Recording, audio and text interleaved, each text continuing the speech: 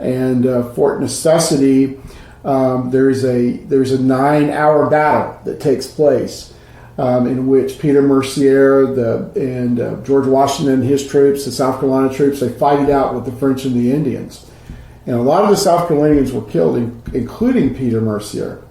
And the end result of Washington's foray into that part of Pennsylvania is it sets off the French and Indian War.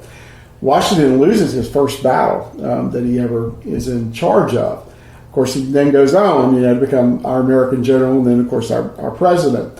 But there's a connection here in the Cayce area to that battle that took place up there at Fort Necessity in western Pennsylvania.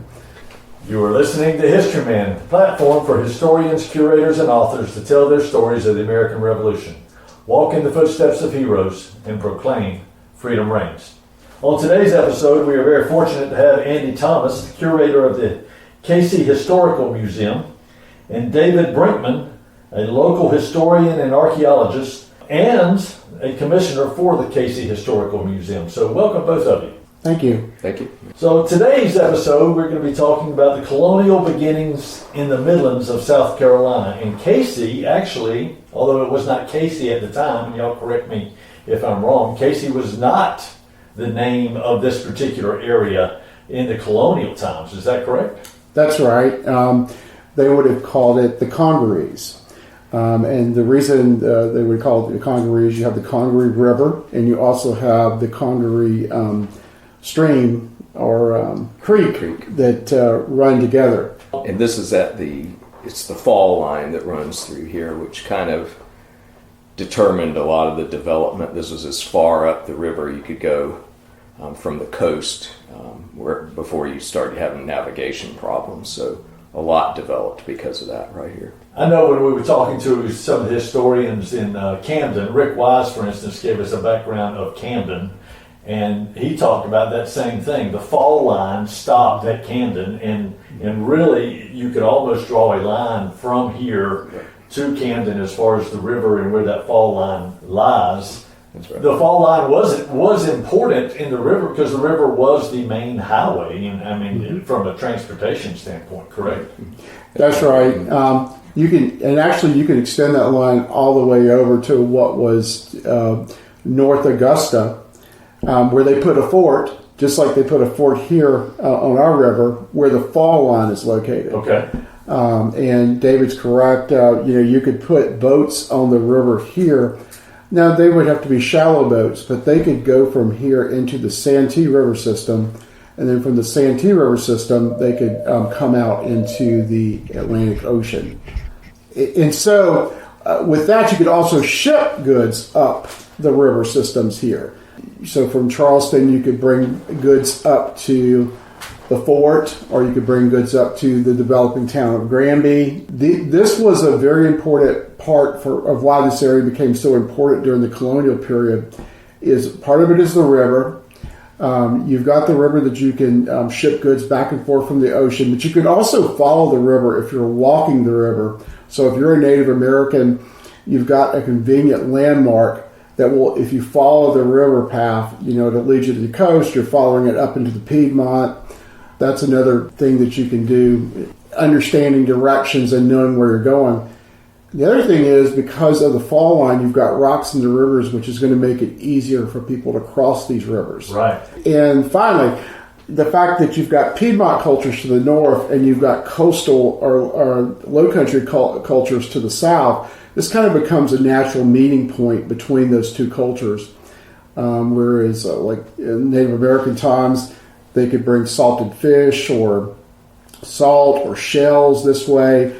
From the mountains, you'd get river cane or you'd get mica or other materials from there that you wouldn't find, in this part of South Carolina. It's a very phenomenal area in that regard when you think about the joining of different cultures in the Southeast. Where was the Cherokee Path? Did it run through here as well? The Cherokee Path did run through here. It started at the lower towns of the Cherokee, which are located up in or near Walhalla, Seneca, Clemson, that area. It followed a path that took it through the area that we know is 96, And then from 96, that path continued down here to the Congarees. Once it got here to the Congarees, it would then continue a little east and then down into Charleston. Okay. So you had a land route kind of coming into this area, and the navigational routes on the river, all coming into this area. So when the Europeans arrived, what would they have found?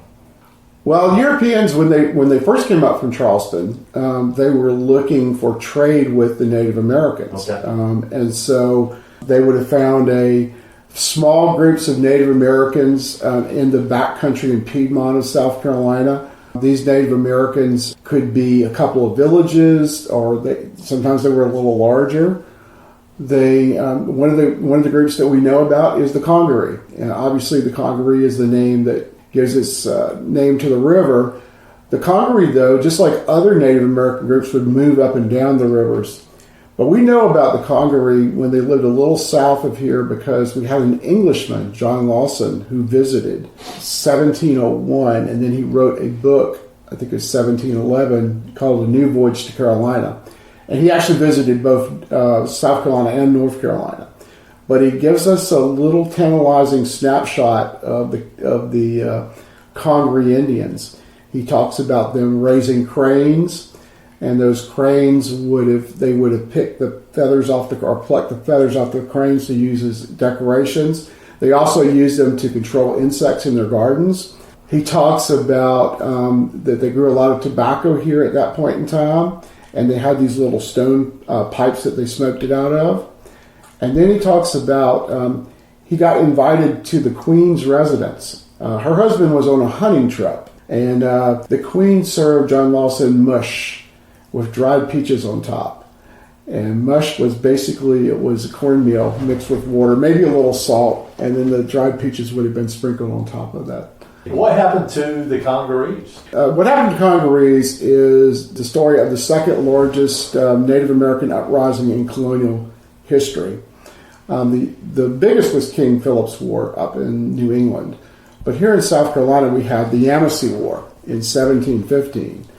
The Yamasee War drew in a lot of tribes in the backcountry. A lot of tribes put their allegiances with the Yamasee, and they rose up against the colonists here in South Carolina. It actually drove many of the colonists behind the walls of Charleston. Charleston was a walled city at one point in time, and they had to abandon their farmsteads. They had to abandon their homes. And these Indian tribes were in the backcountry that were hostile to these colonists. Now, the colonial government quickly assembled militias and armies to fight these Indians. And in one of those battles in the backcountry, the Congaree Indians were involved in the battle, and many of their warriors were killed in the fight. And so the Congaree decided that they would sue for peace with the colony of South Carolina. And they decided that they would move and merge with another group of Native Americans to our northeast, which are the Catawba.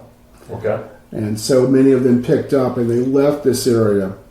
And that meant that the settled Indians in this area were gone, but there were still two trading paths through here. You mentioned one was the Cherokee path.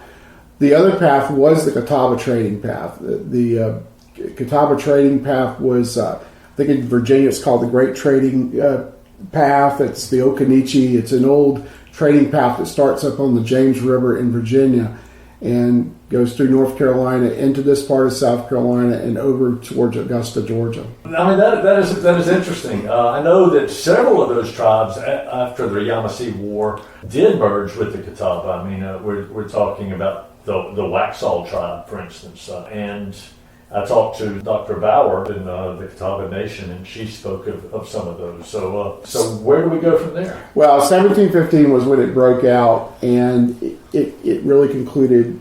1716 was most of the fighting in South Carolina was over, although there were still skirmishes that continued to happen until the 1720s because the Yamasee relocated to Florida and they made attacks on the South Carolina colony. But that's all in the low country part of South Carolina. Here in the Midlands in 1718, South Carolina, the colony, decided that because they place the blame on the Amnesty War on the traders and some of the practices the traders had engaged in, that South Carolina would have a monopoly over the trade for a while. And South Carolina actually had the monopoly over the trade for 4 years. And so what they did is they built military forts in the backcountry, but those forts were less of a military nature and more of a trading nature. And so Native Americans would come to those forts, Fort Moore over on the Savannah River, and Fort Congaree 1, which would have been here in the Cayce area. And they would bring their deer skins to those forts, and they would trade for guns, ammunition, blankets, beads, rum, those type of products. And that went on for about 4 years. Fort Congaree 1 was maybe one of the earliest European structures here in the Midlands. It was a small fort. I think it was more of an earthen fort than, some of the forts that you see later that are built here. Where would that have been located? Oh, we know exactly where it's You know exactly where that is? Yeah, we know. So back in the 1970s, when they were planning I-77, the development of it, some archaeology was required. They were actually trying to find Fort Congaree 1. They went through and started doing where they were planning to do the interstate and discovered actually what would probably be the St. John's settlement that happened a little bit later on. But that changed the plans for the interstate, what they did find at that time. So the interstate was rerouted, and later on, more archaeology actually found Fort Congaree 1. Where? And so it's found right off of 77. If you come off and head up into Cayce, there's it's being developed now as they call it the 12,000-year history park. It's near a fairly new tennis center that they have just off of 77. And there's trails that go through there. SCE&G donated a lot of land. They hadn't actually built the original trails that go through there, and they circle where the fort is, and also this area where we believe may have been the St. John's settlement that formed later on. And this it was a trading post that was there. So the Fort Congaree 1, and then the St. John's settlement. Is the St. John's settlement off of that fort? Yeah, it developed right off of that fort. So the fort really became a trading post. Okay. And that's probably why St. John. So you also had the Saxe-Gotha settlement, which came along. The original plans for that were in the late 1730s. And that was kind of considered the first backcountry settlement, Saxe-Gotha. I mean, prior to this, I thought Saxe-Gotha was the historically oldest in this area. Yeah, the fort preceded it a little bit, but then Saxe-Gotha was developed just north of the fort site. Okay. And as time went on, that gradually, it didn't really catch on. So you had these people that were coming over taking advantage of land grants. So you had the Saxe-Gotha town lots, which were small lots, and then you also could get 100 to 300 acres fairly close by, but spread out quite a bit. And the town lots didn't really catch on. You had some people that were there maybe for 30 or 40 years, but the St. John's settlement kind of ended up forming just south of that. And then you also had Granby, which began forming north of that. There were some legal issues with the Saxe-Gotha land, which may have added to that, why people were going north and a little bit south of that location. Saxe-Gotha would have been part of a scheme. It's called the Township Scheme in South Carolina history, in which Governor Robert Johnson wanted to put towns in the backcountry. And he envisioned settlements that would have encircled the low country, protect the low country, which was the most valuable part of South Carolina, the plantations and all that. And these towns were set up to prevent other Indian uprisings like the Amnesty War. They could call on these towns to be there and fight in the backcountry. But the other thing was to prevent slave uprisings too. And so Saxe-Gotha was called the Congaree Township to begin with. Mm-hmm. But then someone ended up and hit on a scheme. There was a small principality on the Rhine River in the Palatinate that was called Saxe-Gotha, and the Prince of Wales had married the Princess of Saxe-Gotha a couple of years before then, And so South Carolina actually, they sent people over to Germany. They sent them with German broadsides, and they talked about this colony and recruited people. And they said, come to our beautiful place of Saxe-Gotha in South Carolina. In many cases, they told them, we'll take you there for free if you meet us in Amsterdam. We'll provide you tools and seeds. Sometimes they said that this would be free, or it would be a loan that had very generous terms to it. And so many families did take them up. And like David said, the town itself did not really develop. These Germans spread up and down the river because everybody wanted a piece of the river. That's why I think there was no central nucleus to this. A lot of these Germans also spread up the Saluda and Broad, which became known as the Dutch Fork because of the German-speaking influence in that area. So what happened to St. John? So St. John's, it was actually a church that was in the middle of the Saxe-Gotha settlement. Okay, so Saxe-Gotha just grew around. Yeah, so you had all these town lots, and they kind of picked a little church area right in the middle of it, and that did pretty well. And the unique thing about it is the people actually, as you had African American slaves coming in, they actually let those slaves attend the church. Okay. And eventually now in the Revolution, the British came in and burned the church down. Oh, okay. And, so the European settlers decided, well, we're not going to rebuild this. We're just going to go into other churches. Well, the African Americans had nowhere to go because the other churches would not allow them. So they actually kind of reformed St. John's. It was just in the woods where they met many years. And then, many years later, at the end of the Civil War, they still had their St. John's Church going, and they actually could buy land then after the Civil War, and they did that, and they reestablished, the physical building of the church, and it is still here today. It's moved down a little bit south. It has survived, so there's a great story behind that. So St. John's does live on.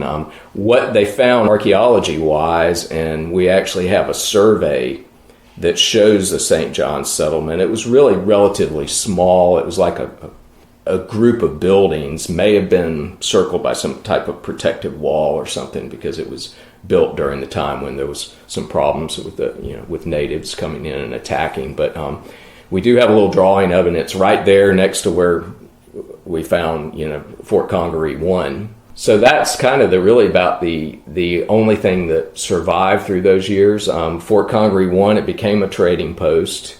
You had Patrick and Thomas Brown, who were Irish people that came here and were Indian traders early on. So they were working at the fort, and eventually they branched off, and Thomas Brown got some land right where Granby would develop. So when we started doing archaeology looking for Granby, we had a pointer to Friday's Ferry, which was kind of the main crossing point right at the fall line.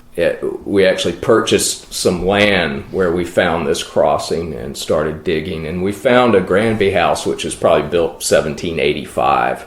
But underneath that, we started finding items of the Thomas Brown, the Indian trader, which was unexpected. But, in archaeology, that often happens. Things get built on top of other things.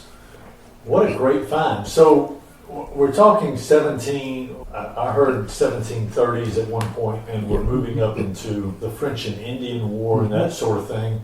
Can you give me a population idea? How many people we had in this area? I think it was still small, within the hundreds. Probably by the time you get to Granby after the Revolution, maybe 1,000 people in Granby. But before that, maybe 500 in the 1740s. As people start to move into this area and settle. I think that's one of the biggest things that I still have a hard time grasping when we talk about all of these important backcountry settlements and what a pivotal time in history these places played in the founding of our country. And then you start looking at the population and you go, there was hardly anybody there in the whole scheme of things, especially when you compare it to today's population, some of our smallest cities. So we grew, and we're coming up to the French and Indian War. This backcountry settlement had a interesting history in that, correct? That's right. So in the 1740s, both Britain and France are kind of vying for control of the North American continent. And we know that both of these countries, these European countries, had what they called Indian allies. And here in the South, the British considered the Catawba and the Cherokee part of their allies. And of course, the French also had allies of northern Indians. And in that period, these northern Indians were encouraged by the French to come south to attack the southern Indians, specifically, I think, the Catawba, more so than the Cherokee. And in that, in I think it was the year before 1747, James Glenn, who was the governor of South Carolina, sent George Haig, who was a peace commissioner, into this area. And George Haig was supposed to get all these Indians together, the southern Indians and the northern Indians, and work out some kind of peace deal. Well, he was captured, and he was taken back to western Pennsylvania, and they...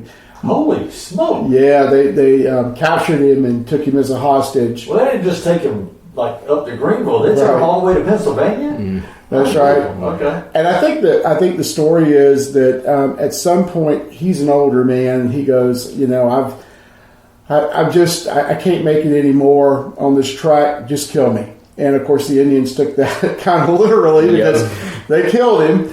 And of course that got back to the governor of South Carolina and to this guy's wife. And everybody's worried about these incursions, and so they decide they're going to build a second fort at the Congarees, and it's going to be called Fort Congaree II.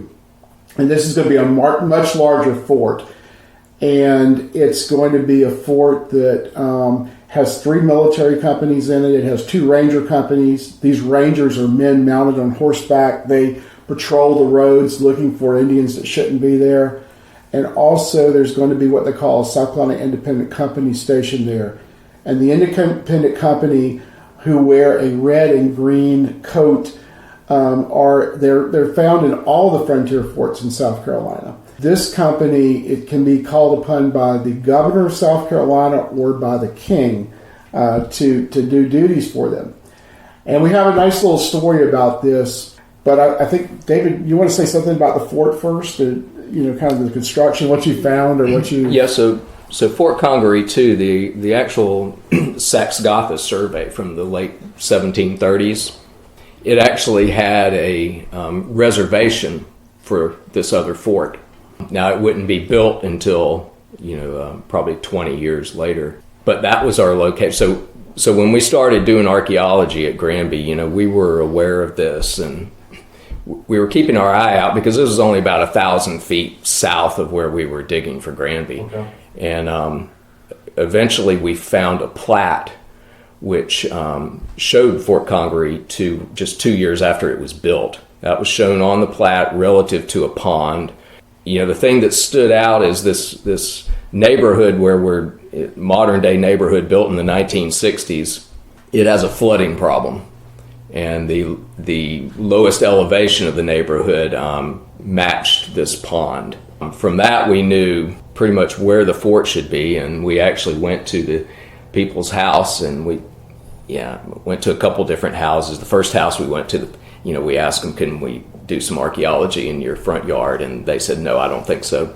The second house, they agreed, and within 2 hours, we had a team of like 40 people here. It was overseen by the state archaeologist, and within 2 hours we found features of a palisade wall.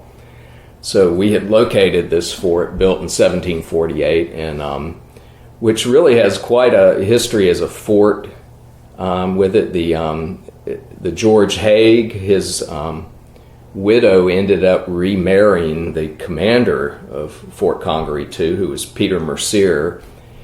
Mercier and a group of his men were called on, and I can't remember the year exactly. Was it 1754? 54. Yeah. They were called on to help out this young guy named George Washington. He was in trouble would that have been in Virginia, that Fort Necessity, or was that?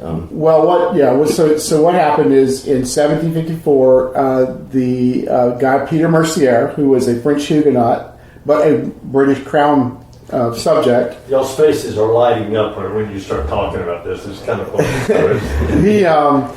This guy was called upon with part of his company to march down to Charleston, and they got on a boat and they sailed to Virginia, and then from Virginia they marched into what they called the Ohio country. Really, it was Western Pennsylvania that was their destination. And when they got there, they met a young Virginian who had just been given his first command. He was serving with the Virginia militia. He'd been given these important orders dealing with the Native Americans in an area as well as the French in that area. And his name was George Washington, of course. And he and the men from South Carolina, the Virginians, they built a fort called Fort Necessity up there. And Fort Necessity, there's a 9-hour battle that takes place in which Peter Mercier and George Washington and his troops, the South Carolina troops, they fight it out with the French and the Indians. And a lot of the South Carolinians were killed, including Peter Mercier. And the end result of Washington's foray into that part of Pennsylvania is it sets off the French and Indian War. Washington loses his first battle that he ever is in charge of. Of course, he then goes on, to become our American general, and then, of course, our president. But there's a connection here in the Cayce area to that battle that took place up there at Fort Necessity in western Pennsylvania. I know when you go to a lot of the battlefields and battle sites now, you see a placard of the names of the people who either participated in the battle, and most of the times it's the names of the people who died in that battle.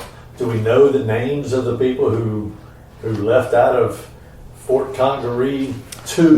We just know Peter Mercier and actually Benjamin Franklin wrote a tribute to him. Is that right? At the time, yeah. And it's a very nice little piece. Yeah, here Andy's got it right here. Somebody read that to me. Well, it's a tribute that appeared in the Philadelphia Gazette in 1754, and I'm just going to read maybe a paragraph or whatever. So, of course, Peter Mercier was born in Georgia, and so this is what he says: "Sweetly thou sleepest in glory's dusty bed, by all esteemed, admired, extolled, approved, in death lamented, as in life beloved.